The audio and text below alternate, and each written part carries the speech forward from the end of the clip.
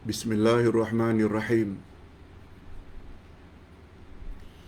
Alhamdulillah nahmaduhu wa nasta'inuhu wa nastaghfiruh.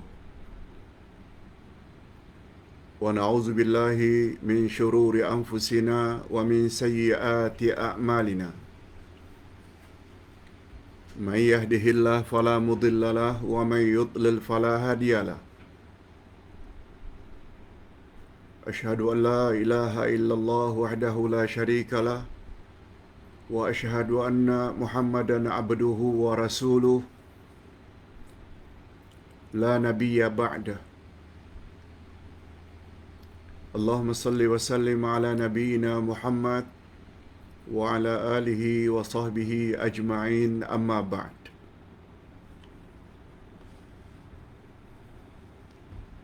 Hadirin dan hadirat serta para pemirsa yang saya hormati, Assalamualaikum warahmatullahi wabarakatuh.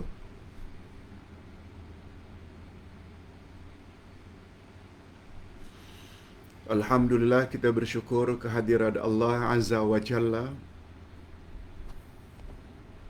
Setelah pagi tadi dalam kuliah duha, kita telah membahas nama Allah Al-Latif, yang maha lemah lembut. Pada kuliah Zuhur ini,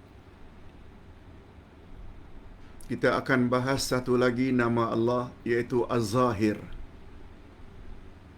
Allah maha zahir. Allah maha nyata.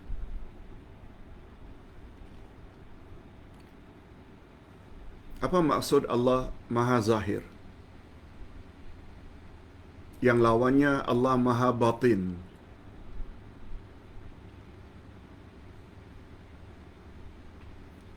Sebelum kita bahas lebih lanjut,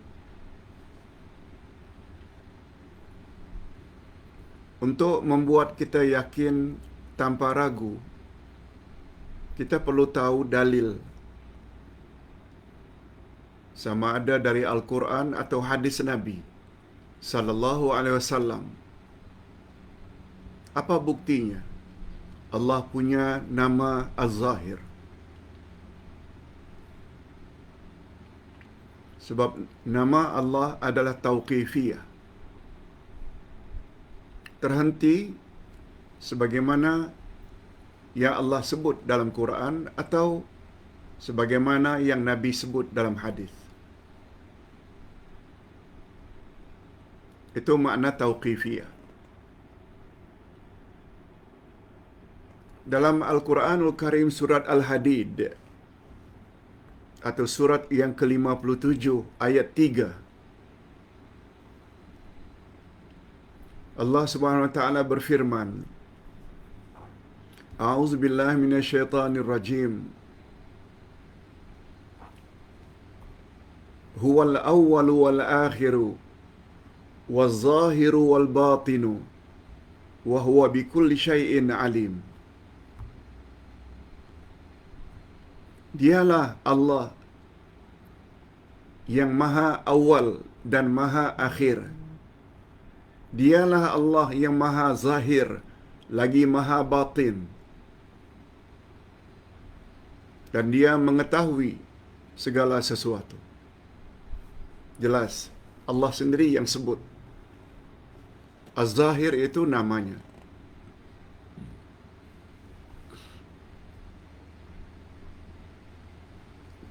Begitu juga Nabi Muhammad sallallahu alaihi wasallam bersabda, ketika berdoa, Nabi gunakan Al-Asma'ul Husna. Apa kata Nabi? Wa anta zahiru.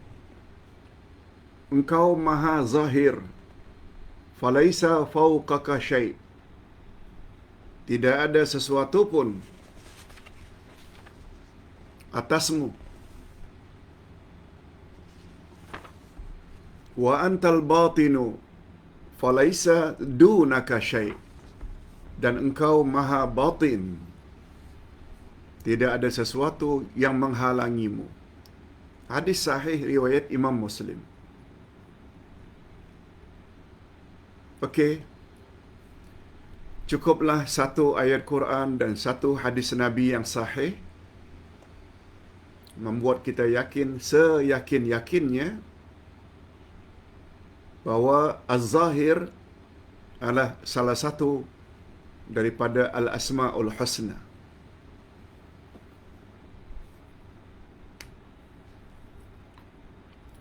Setelah kita yakin karena ada dalil, ingat ya, Islam agama yakin. Islam bukan agama agak-agak.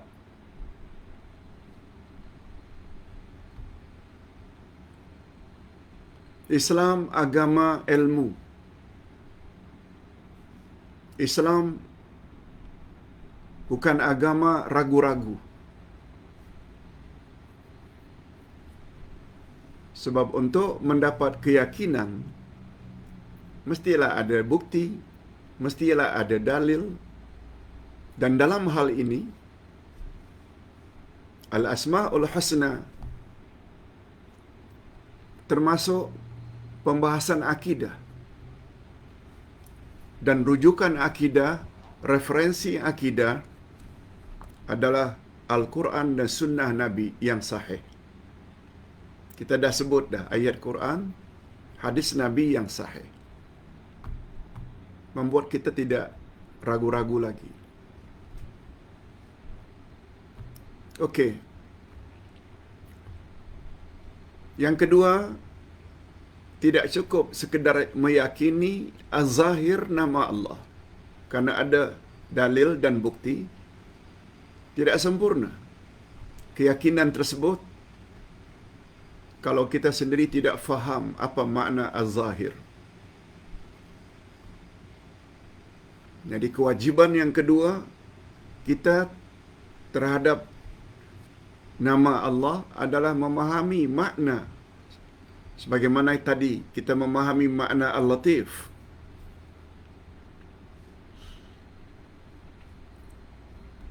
Dengan mengetahui makna sesuatu nama Allah, dia akan memberi kesan positif. Ada impaknya. Ada implikasinya. Ada akibat dan kesannya pada diri seseorang.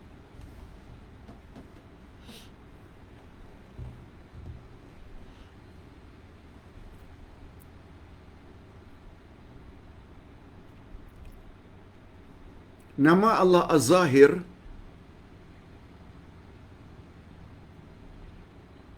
ada 3 maknanya. Lihat, bukan 1, bukan 2, tapi 3. 3 makna nama Allah Az-Zahir. Yang pertama, Az-Zahir dengan makna Al-Ulu wal-Irtifa'. Allah itu maha tinggi. Allah itu di atas.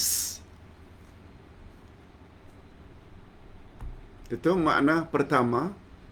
Az-Zahir Al-Ulu, maha tinggi. Wal-Irtifa', maha atas. Tidak ada yang lebih atas dari Allah.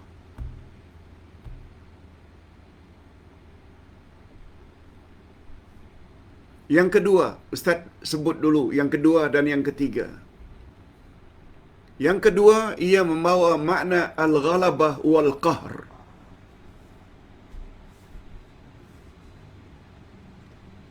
Al-ghalabah maknanya menguasai. Al-qahr maknanya mengalahkan.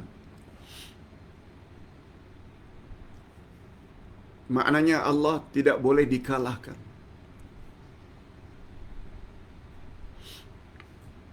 Allah Subhanahu wa taala tidak boleh dikuasai. Tapi dialah yang menguasa segala sesuatu. Dialah yang mengatasi dan mampu mengalahkan segala sesuatu.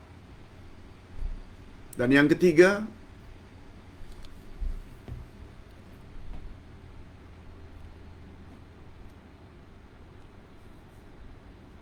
Az-Zahir dengan makna al-mu'awanah. pertolongan, ta'awun. Itu sebabnya bila kita minta pertolongan, mesti minta pada Allah.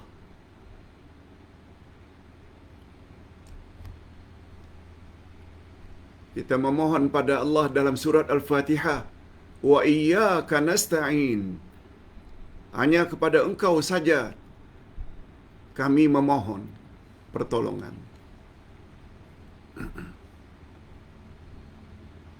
Jadi Ustaz ulang sekali lagi.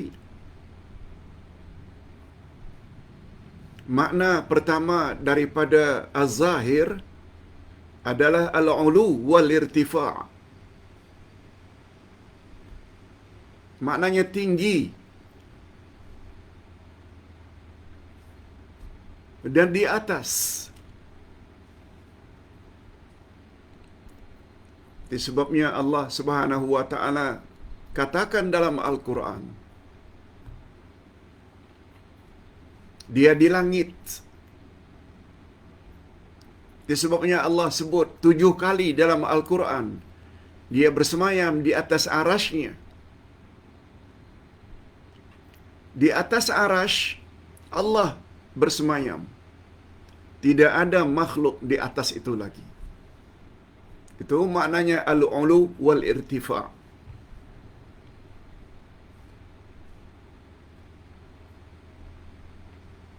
Itu sebabnya menurut pandangan salafus saleh, Allah itu di langit. Sebab bahasa Arab, langit maknanya di atas. Mulut bahagian atas namanya langit-langit. Bukan bahagian bawah. Rumah yang apabila kita ingin tutup shillingnya supaya tidak nampak cacat celah pada shilling, kita tutup, namanya langit-langit.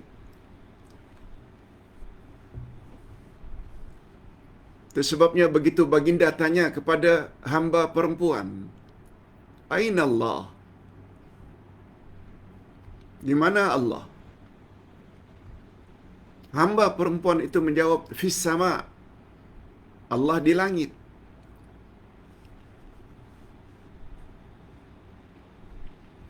Cuma orang yang tidak faham selalu menuduh kita, kononnya kita telah menyamakan Allah dengan makhluk. Kononnya mengatakan Allah di langit itu bermakna kita telah meletakkan Allah itu bertempat. Kita tak pernah sebut Allah memerlukan tempat. Tak? Kita sebut sebagaimana yang Allah sebut, sebagaimana yang Rasul sebut, Allah di langit. Langit maknanya dalam bahasa kita atas. Ini sesuai dengan makna az-zahir. Makna kedua, az-zahir dengan makna al-ghalabah wal qahru, menguasai dan mengalahkan. Sebab Allah Subhanahu wa taala menguasai segala sesuatu. Allah Subhanahu wa taala mengalahkan segala sesuatu dan Dia tidak dapat dikalahkan. Dan Dia tidak dapat dikuasai. Semua makhluk termasuk manusia, jin, malaikat, semuanya di bawah kekuasaan Allah Subhanahu wa taala. Oleh sebab itu bila ingin memohon perlindungan dari kezaliman dan kejahatan sesiapa pun, dari jin ke, dari binatang ke, dari manusia ke yang jahat, mohon kepada Allah. Awali dengan ya zahir, ya zahir.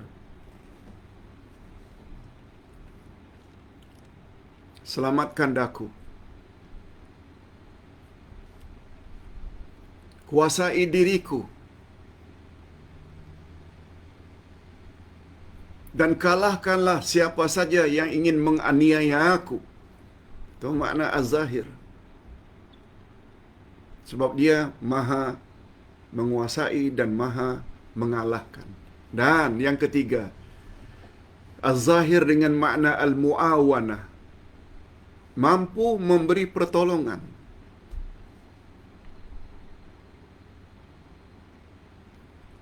Saudara-saudara kita di Gaza, Palestin, dikeroyok oleh kuasa-kuasa besar yang memiliki senjata-senjata yang canggih.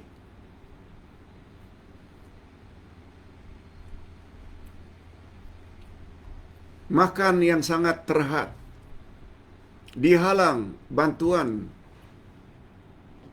makanan, senjata oleh pihak Israel. Mengapa mereka tidak dapat dikalahkan? Jawabnya, karena Allah tolong mereka. Kalau Allah dah tolong mereka, tak ada siapa yang boleh mengalahkan. Itu rahasianya. Dah ditanam akidah itu sejak kanak-kanak lagi. Coba kita tengok komen daripada anak-anak Palestin. Walaupun umurnya baru 10 tahun, tapi tak pernah takut menghadapi musuh. Ini yang kadang-kadang tidak ada pada sesetengah kita.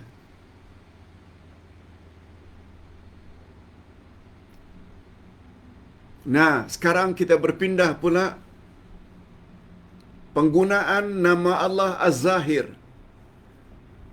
Bila digunakan nama Allah Az-Zahir,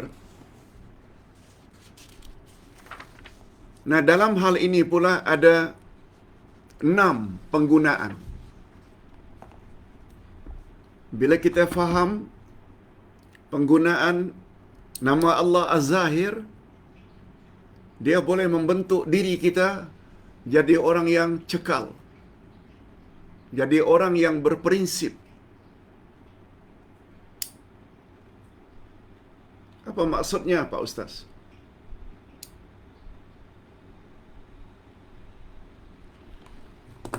Jadi penggunaan nama Allah Az-Zahir dapat membawa beberapa makna seperti berikut.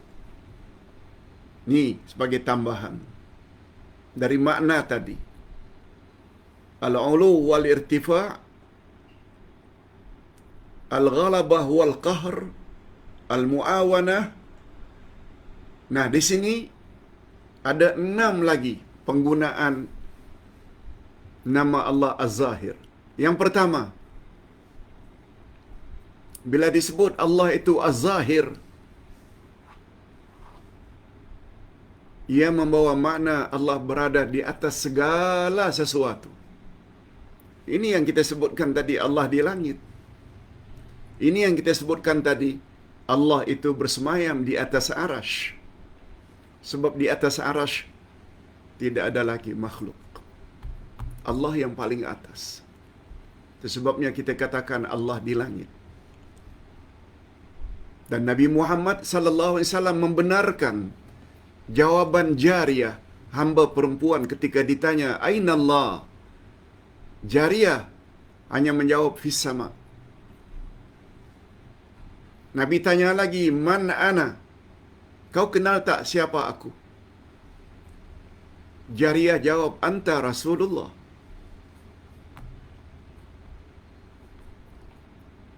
Lalu Rasulullah sallallahu alaihi wasallam komen, "A'tiqha fa innaha mu'minah." Wahai Tuan, merdekakan hamba perempuanmu ini, sebab dia seorang wanita yang beriman. Atas dasar apa Jariyah tersebut dikatakan wanita yang beriman? Karena jawabannya ketika ditanya di mana Allah, dia jawab Allah di langit. Bila ditanya siapa aku, engkau Rasulullah. Maknanya Nabi setuju dengan jawaban itu.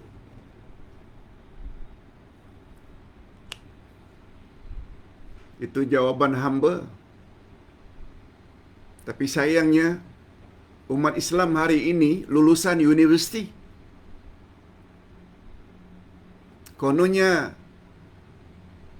orang cerdik, intelektual, masih lagi berpendapat Allah di mana-mana. Na'udzubillahi min dzalik.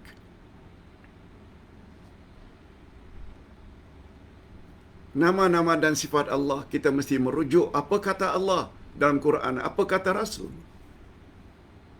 Bukan apa kata akal.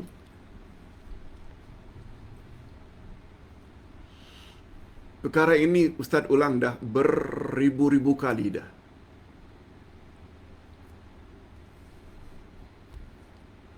Yang percaya, alhamdulillah percaya. Yang menolak, tetap menolak. Itu masalah hidayah dan taufik Allah. Bapa-bapa dan ibu-ibu serta para pemirsa, mudah-mudahan kita boleh menerima hakikat ini. Nama dan sifat Allah mesti tertakluk sebagaimana yang Allah sebut atau yang Rasul sebut.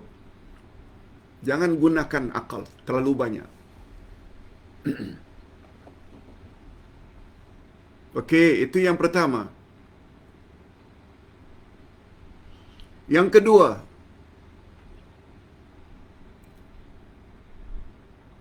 penggunaan az-zahir menunjukkan dia, yakni Allah, berada di atas hujah-hujahnya. Pembuktian yang menyerlah dan menyaksikan apa yang dimaklumkannya. Maksudnya, bila Allah Subhanahu wa Ta'ala dah sebut hujah, dalil, bukti, argumen sesuatu, hujah, dalil, bukti, argumen tersebut paling atas. Mesti paling atas. Ranking yang paling tinggi. Tak boleh hujah dari Allah itu kita kalahkan dengan akal yang terbatas ini. Itu sebabnya kata Ustaz, itu sebabnya Ustaz pernah sebut tafsir Al-Quran yang paling tinggi derajat dan rankingnya, yaitu bila Al-Quran ditafsirkan oleh ayat Quran.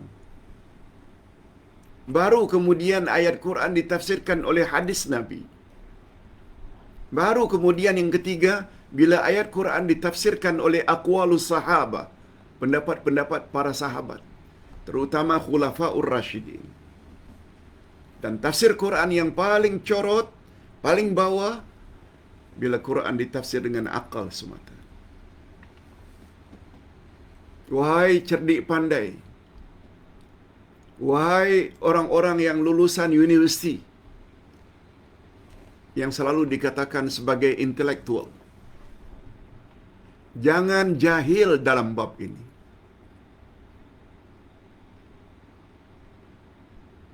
Yang punya diri kata dia di langit, yang punya diri mengatakan dia bersemayam di atas arasy. Lalu kita robah kepada makna yang lain. Tidakkah itu memberi makna kita lebih tahu daripada yang punya diri?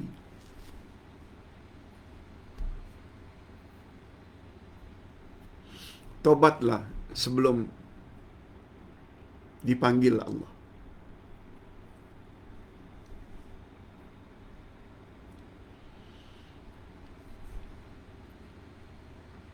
Itu sebabnya dalam dunia dakwah,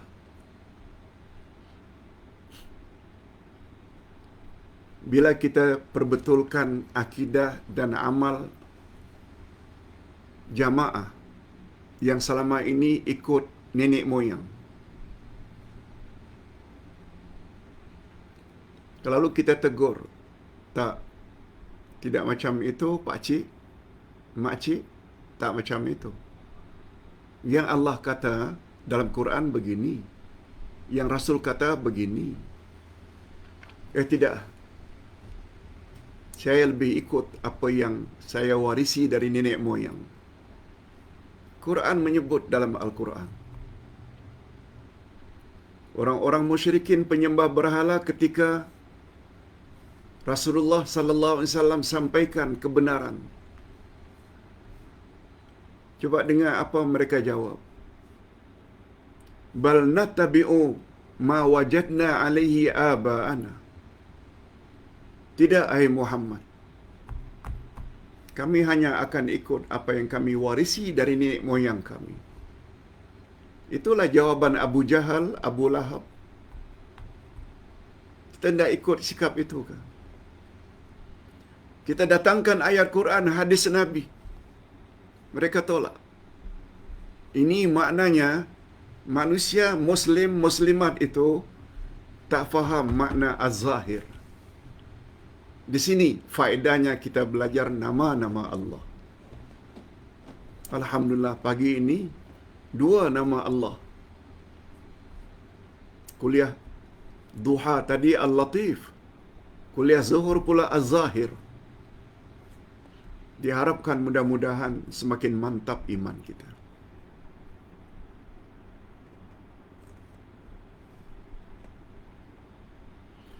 Yang ketiga, penggunaan Az-Zahir. Segala yang datang daripada Allah senantiasa berada di atas.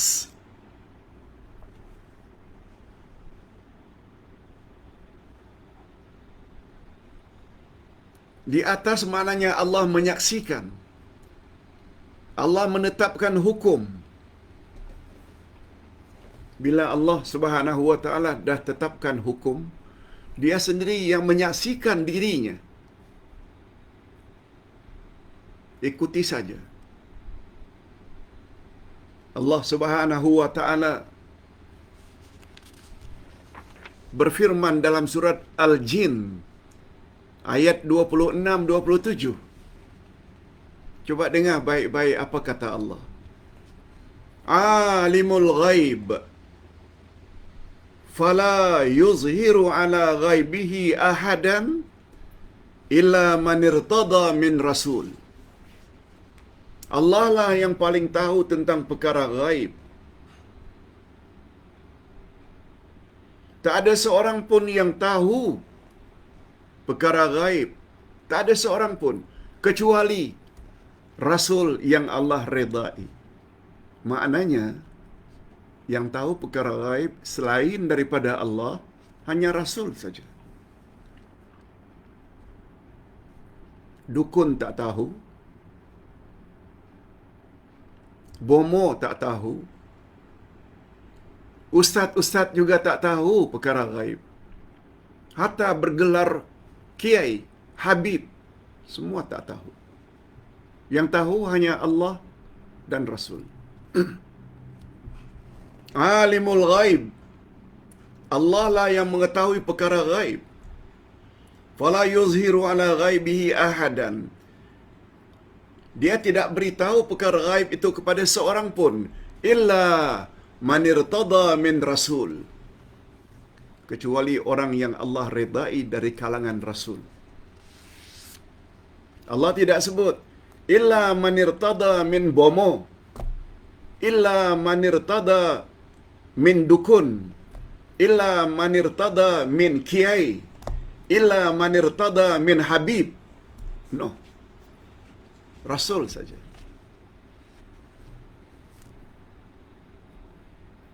Itu sebabnya dalam ilmu akidah, yang tahu ghaib terbagi 2. Ghaib hakiki, ghaib yang sebenar-benar ghaib, tak ada seorang pun yang tahu kecuali Allah. Itu namanya ghaib hakiki. Bila kiamat akan terjadi, tak ada seorang pun yang tahu. Malaikat tak tahu, jin tak tahu, Rasul pun tak tahu. Bila seseorang akan mati, di bumi mana dia akan dikebumikan, tak ada yang tahu kecuali Allah. Itu namanya ghaib hakiki. Ghaib idafi, ghaib tambahan, ini diketahui oleh rasul jika Allah berkehendak.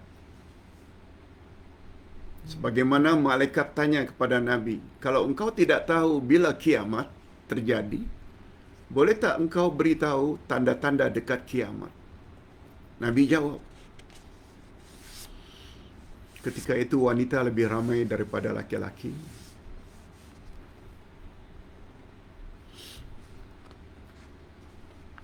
Akan banyak terjadi peperangan dan gempa bumi. Itu antara lain yang disebut oleh Nabi. Itu ghaib idafi. Yang keempat, penggunaan nama Allah Az-Zahir. Allah Subhanahu wa taala mampu menyatakan akan kebesaran dirinya. Iya. Mengapa tidak?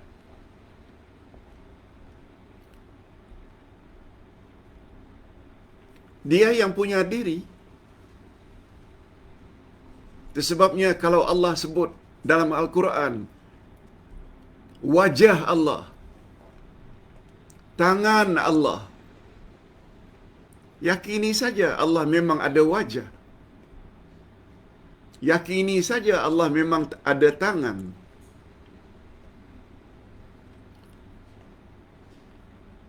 Nabi menjelaskan kedua-dua tangan Allah adalah kanan. Jangan tanya bagaimana. Yakini saja.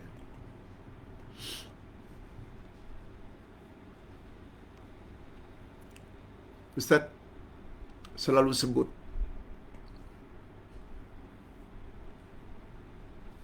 kaedah mempelajari nama dan sifat Allah ada 3. Pertama, Allah Maha Ghaib. Dia ada tapi tak nampak di alam dunia ini. Pertama, Allah Maha Ghaib. Dia wujud tapi kita tak dapat lihat. Yang kedua, prinsip yang kedua, bila belajar nama dan sifat Allah, Allah lah yang lebih tahu tentang dirinya. Namanya, sifatnya, Allah lah yang lebih tahu. Atas sebab itu, apa saja yang Allah katakan tentang dirinya, namanya, sifatnya dalam Quran, yakini saja. Dan prinsip yang ketiga, bila belajar nama dan sifat Allah, insan yang paling tahu tentang nama dan sifat Allah adalah Rasulullah. Sesuai dengan ayat tadi. Allah lah yang mengetahui perkara ghaib. Tidak seorang pun yang mengetahui selain daripadanya, kecuali Rasul yang Allah redai. Selesai.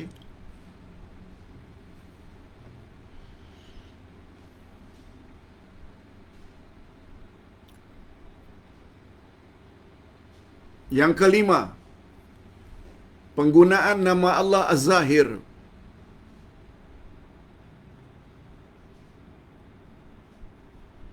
Mampu menyerlahkan agamanya, yaitu agama Islam, kepada penganutnya. Allah mampu menzahirkan Islam itu mengatasi semua agama.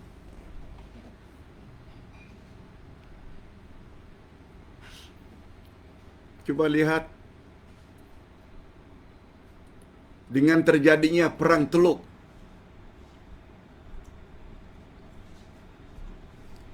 dengan terjadinya penjajahan terhadap Palestin,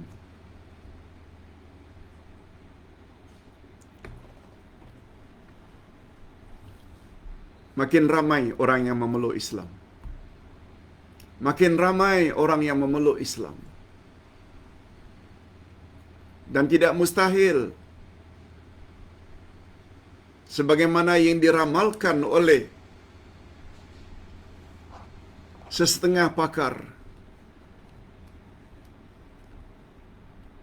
Tidak mustahil 20-30 tahun yang akan datang agama Islam akan dominan. Majoriti penduduk dunia ini beragama Islam. Tak mustahil. Sebab akhir-akhir ini semakin ramai orang belajar Quran, semakin ramai orang-orang yang tertarik dengan kehebatan orang-orang Palestin. Tidak mustahil. Itu maksudnya Allah mampu menyerlahkan agama Islam sehingga mengatasi semua agama. Ini sebagaimana firman Allah dalam surat At-Taubah ayat 33. Huwallazi arsala rasulahu bil huda wa dinil haqq liyuzhirahu ala dini kulli walau karihal musyrikun. At-Taubah 33. Dialah Allah yang telah mengutus Rasulnya dengan membawa hidayah dan agama yang benar. Liyuzhirahu ala dini kulli. Untuk dimenangkan ke atas segala agama. Allah dah sebut dah. Liyuzhirahu ala dini kulli. Islam itu akan jadi agama yang paling atas. Walaupun orang-orang kafir itu benci. Walau karihal kafirun. Walaupun orang kafir itu tak suka. Itu bukan urusan mereka. Sebabnya kita yang sudah berpegang dengan agama Islam, jangan murtad. Na'udzubillah min dzalik. Dalami ilmu kita berasaskan Quran dan Sunnah. Ikuti secara istiqamah. Mudah-mudahan kita mendapat husnul khatimah.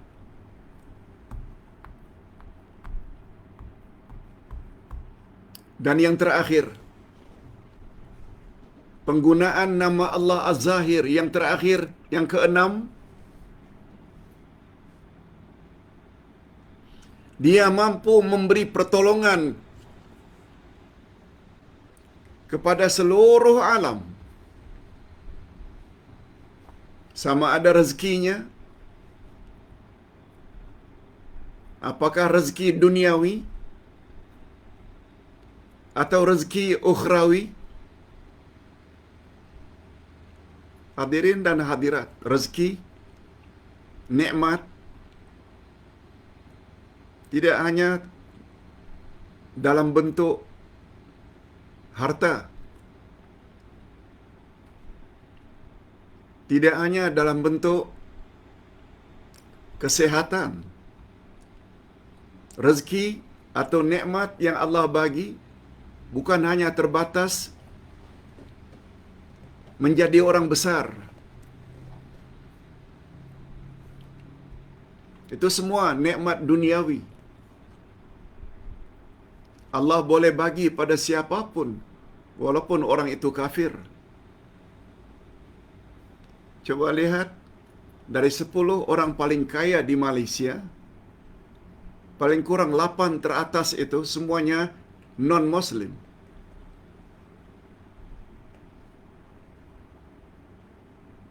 Itu maknanya nikmat dunia. Yang kedua, nikmat ukhrawi. Nikmat yang boleh membahagiakan kita di akhirat nanti, setelah kita mati. Hidayah,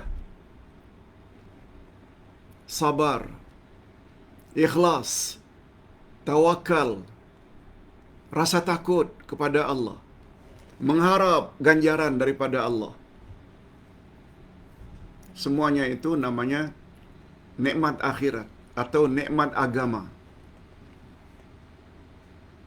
Cuma kita kena ingat, nikmat agama ini Allah tidak bagi pada semua orang. Allah hanya akan bagi pada orang yang Allah kehendaki saja. Kita berdoa, Allahumma ja'alna minhum. Ya Allah, masukkanlah kami ke dalam golongan orang-orang yang bukan hanya mendapat nikmat dunia tapi juga nikmat akhirat. Rabbana la tuzigh qulubana ba'da idh hadaitana. Ya Allah, jangan engkau cabut balik hidayah yang telah engkau masukkan dalam hati kami. Sebab iman, dia boleh naik, boleh turun. Ketika buat maksiat, dia merudum. Bila sedang taat pada Allah, dia menaik, meningkat.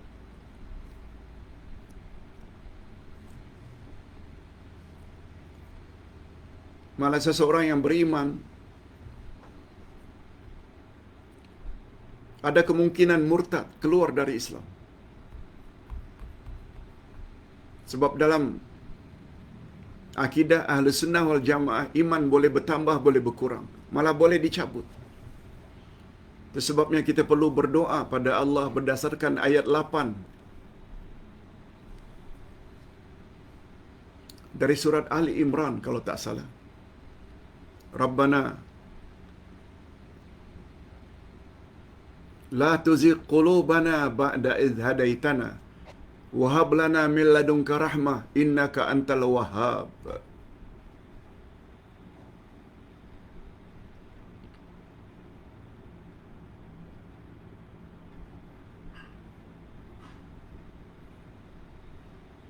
Hadirin dan hadirat rahimakumullah. Allah berfirman dalam surat Saf ayat 14. Fa ayyadna alladhina amanu ala aduwihim fa asbahu zahirin.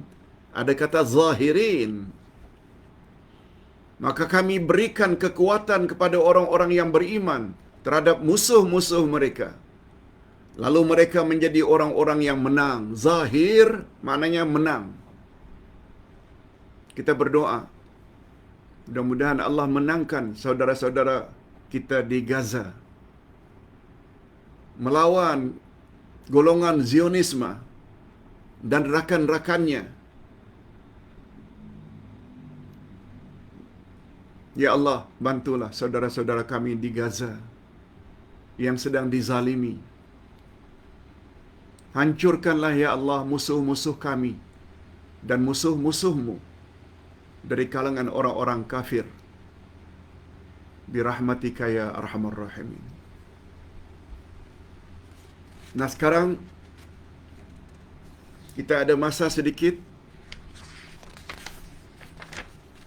untuk memperkatakan faedah iman kepada nama Allah Az-Zahir. Setelah 43 minit kita bahas tentang nama Allah Az-Zahir, dalilnya, maknanya, penggunaannya. Apa kesannya pada diri kita yang tahu makna Az-Zahir tadi? Ada 3. Coba cek baik-baik. Kalau ada kesannya pada diri yang 3 ini, alhamdulillah. Kalau tidak ada, kena ulang balik. Dengar video ini. Di antara faedah atau manfaat iman seseorang kepada nama Allah Az-Zahir, sebagaimana yang dijelaskan di atas, yang pertama sekali,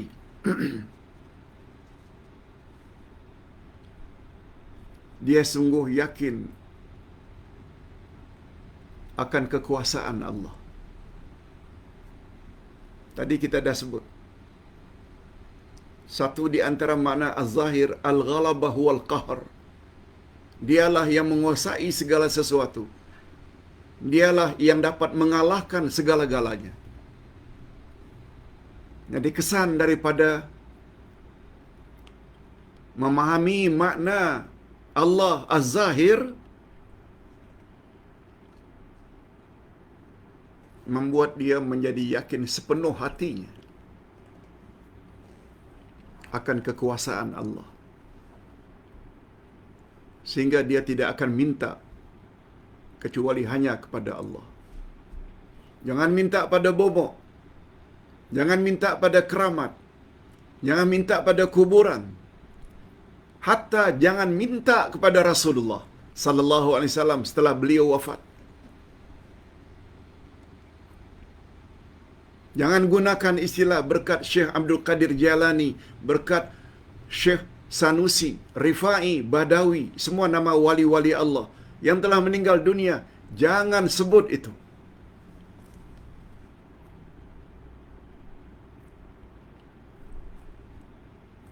Rasulullah tak pernah mengajar dengan berkat Abu Bakar, Umar, Osman, Ali, padahal mereka confirm, garanti masuk syurga. Jangan sebut itu.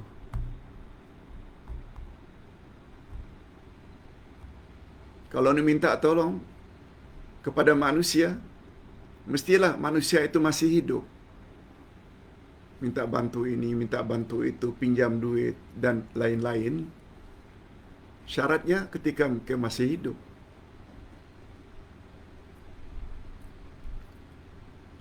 Yang kedua, faedah atau kesan iman kepada nama Allah Az-Zahir membuat dia yakin takdir Allah pasti terjadi. Apa yang sudah tertera di dalam Lauh Mahfuz, sudah termaktub sejak azali, pasti akan berlaku.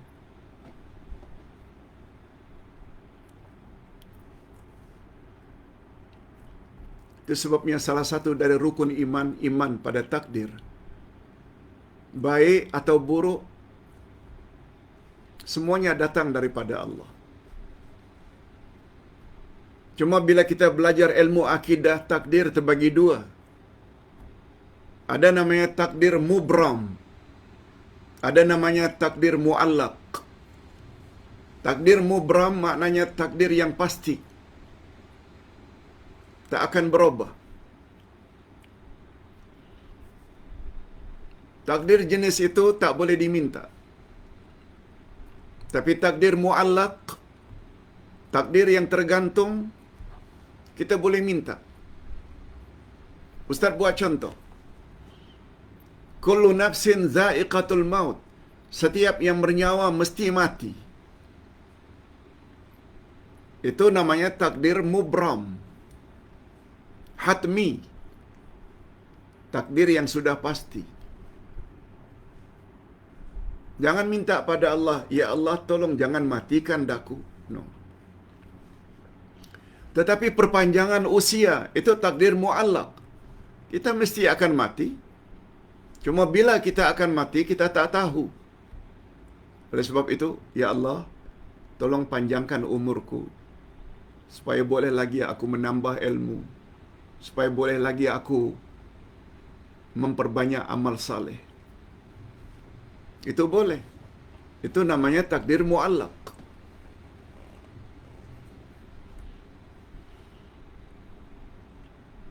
Kita tak tahu kita ini akan jadi orang yang baik, bahagia atau orang yang akan celaka masa depan kita. Kita tak tahu.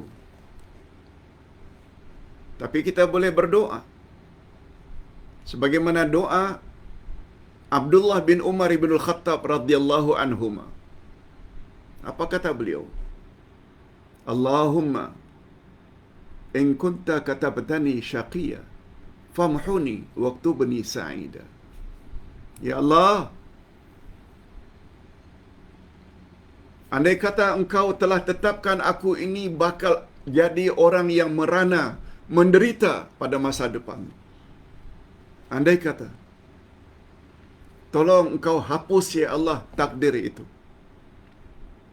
Dan jadikanlah aku menjadi orang yang akan bahagia pada masa depan. Itu boleh. Sebab itu termasuk takdir mu'allaq. Tergantung.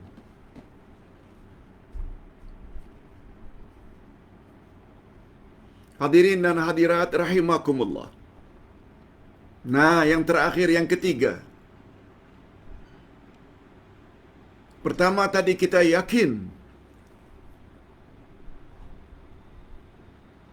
dengan sepenuh hati akan kekuasaan Allah. Itu satu. Yang kedua,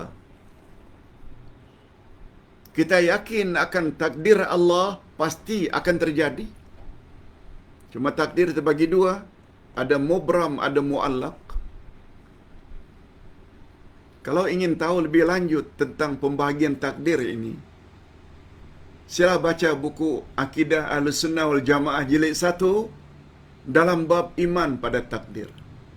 Ustaz dah terangkan dengan panjang lebar. Lebih-lebih lagi, jilid 1 cetakan yang terbaru.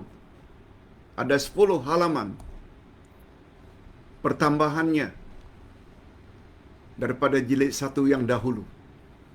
Ini edisi terbaru. Sudah keluar pun. Terutama tentang takdir. Nah, kesan positif pada diri bila memahami makna nama Allah Az-Zahir, membuat dia menjadi yakin siapa yang menjalani kehidupannya sesuai dengan apa yang telah Allah gariskan, maka dia layak mendapat pahala daripada Allah. Demikian sebaliknya. Ustaz ulang, kesan yang ketiga, dia yakin bila dalam hidup ini dia taat kepada Allah. Itu maksudnya. Suruhan-suruhan Allah, larangan-larangan Allah, terhadap suruhan dia buat, terhadap larangan dia jauhi.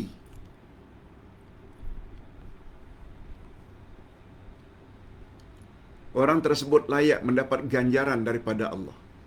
Pahala.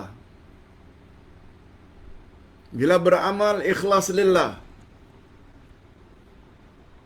bila beramal ikut cara yang telah diajar oleh Rasulullah, itu maknanya dia yakin syarat amal diterima itu dia penuhi. Pertama, ikhlas, bukan terlalu mengharap balasan manusia, tapi balasan Allah. Cara dia beribadat ikut cara Rasulullah, itu syarat amal diterima. Dia sungguh yakin. Demikian sebaliknya.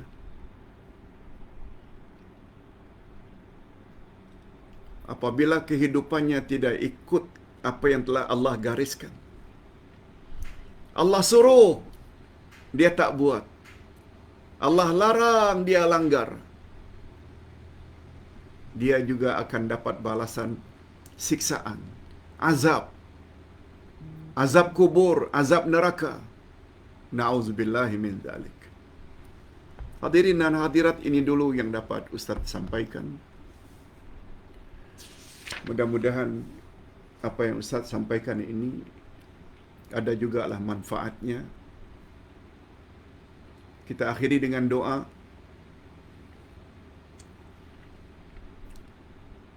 Alhamdulillahirabbil alamin. Wassalatu wassalamu ala asyrafil anbiya'i wal mursalin wa ala alihi wa sahbihi ajma'in. Rabbana zidna ilman nafi'a wa rizqan thayyiba wa amalan mutaqabbala. Ya Allah, anugerahkanlah kepada kami ilmu yang bermanfaat, rezeki yang baik-baik, sama ada rezeki dunia atau rezeki akhirat, dan amal-amal yang diterima. Ya Allah, pagi ini dan tengah hari ini kami telah belajar 2 nama-Mu, Al-Latif dan Az-Zahir. Kami sudah faham, ya Allah. Cuma kami mengharap kiranya berilah kami kekuatan untuk membentuk diri kami sesuai dengan kehendak 2 nama tersebut, Al-Latif dan Az-Zahir. Kami sungguh yakin, ya Allah, bahawa Engkau akan menolong kami di dunia, menolong kami di alam kubur, dan menolong kami di alam akhirat. Jika kami sesuaikan kehidupan kami ini dengan kehendak-Mu. Yang tertera dalam Al-Quran dan yang tertera dalam sunnah Nabi. Nabi Muhammad telah memberi jaminan, aku tinggalkan 2 pedoman untukmu wahai umat. Selagi kamu berpegang teguh, kamu tidak akan sesat selama-lamanya, yaitu Quran dan sunnahku. Kami mohon ya Allah, berilah kami dorongan untuk senantiasa mendalami ilmu yang ada dalam Quran dan hadis. Wa sallallahu ala nabiyyina Muhammad wa ala alihi wa sahbihi ajma'in. Subhana rabbika rabbil izzati amma yasifun. Wa salamun alal mursalin. Walhamdulillah rabbil alamin. Subhanakallahumma wa bihamdik. Asyhadu an la ilaha illa anta astaghfiruka wa atubu ilaik. Wassalamualaikum warahmatullahi wabarakatuh.